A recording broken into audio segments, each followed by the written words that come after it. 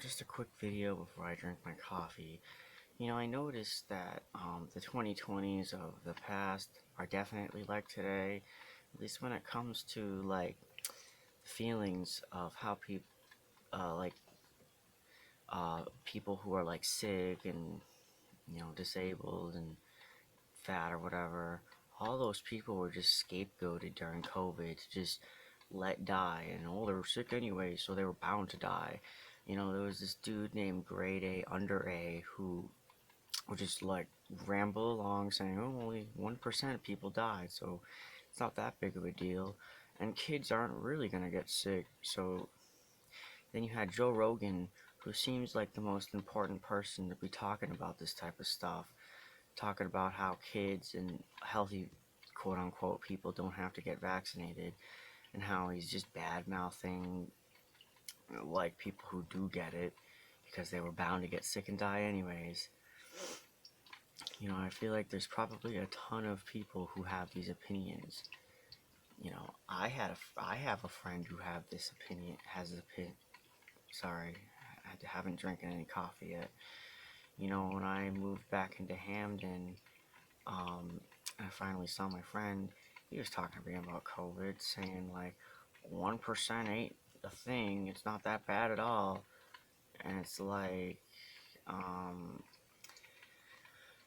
close to 1 million people or over 1 million people. I don't remember, but I feel like there's a lot of people dead to just be like, oh well, just let it happen, survival of the fittest. And the dude's saying this. He has lung issues and whatnot, so again, it's one of those like he doesn't care about his own self-preservation as long as like other people are destroyed in the wake. Yeah, man, what the hell?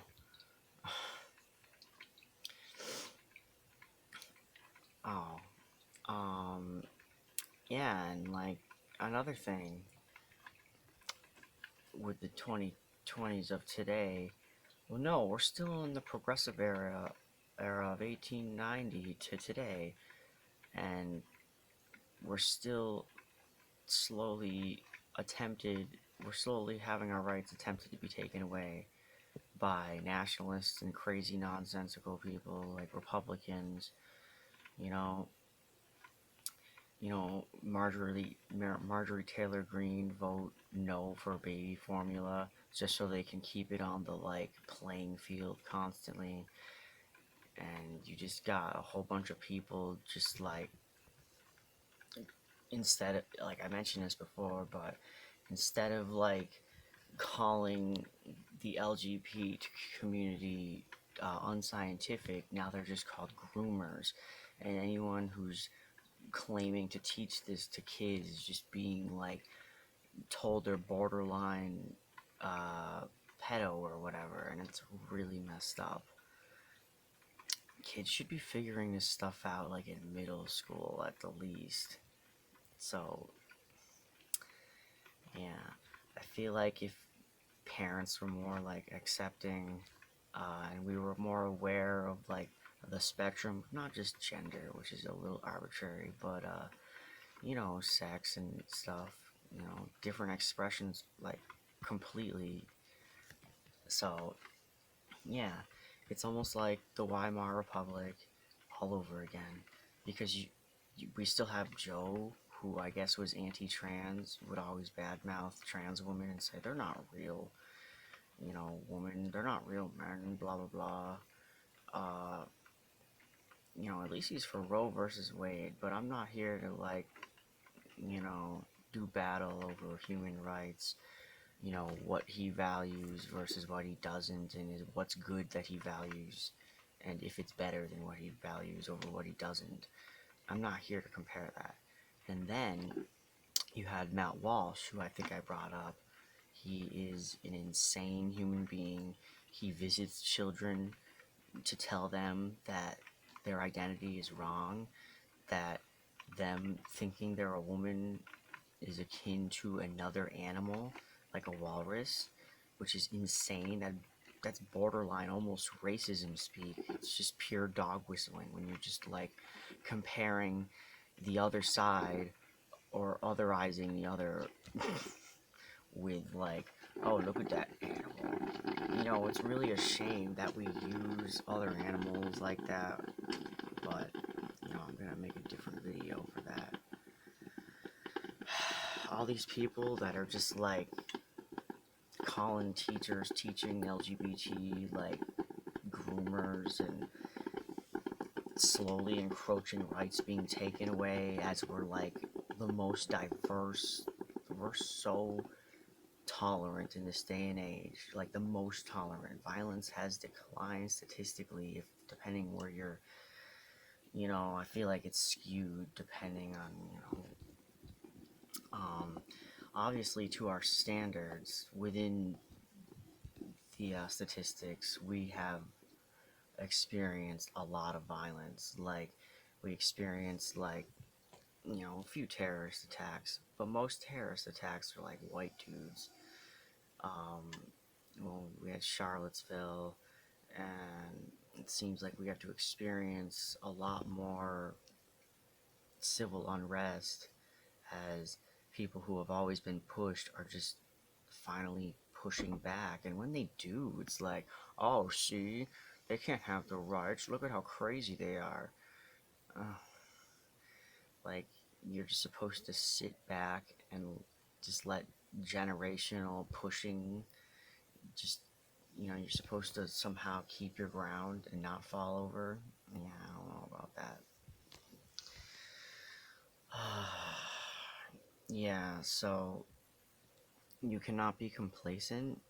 We could easily have all our rights stripped. You know, you should not blame the Great Depression on why the Nazis just randomly decided to take power and start genociding people. Like, you really think that's justified? Would you just go around looking for people to genocide because our world is a little bit of, like, our world is in a little bit of trouble? I don't think that really solves anything. Especially back then, like, it really didn't solve anything.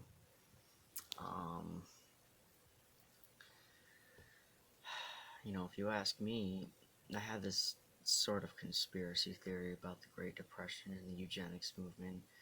You know, the eugenics movement went on for a long time, and the Great Depression happened in like uh, the 30's, I think. Because I think I did research on this one time, and it said 30's, but I could be wrong. But anyways,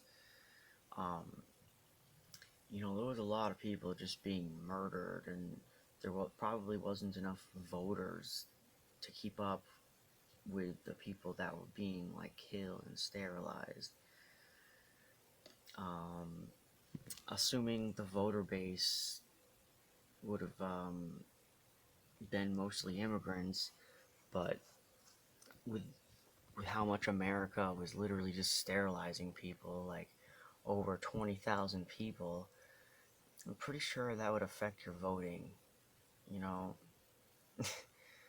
So there's this like weird Freakonomics argument for why the Great Depression maybe happened, because of the lack of people to like be there. Because I'm not saying all people were genocided, and I haven't really done enough research about all the underpinnings that would make this make sense.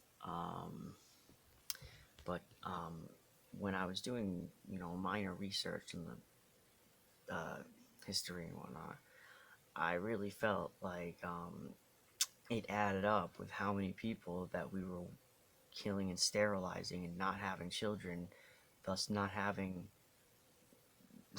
voters. You know, it sounds a little, sounds connecty a little bit. Yeah, I need my coffee. Alright, see ya everyone.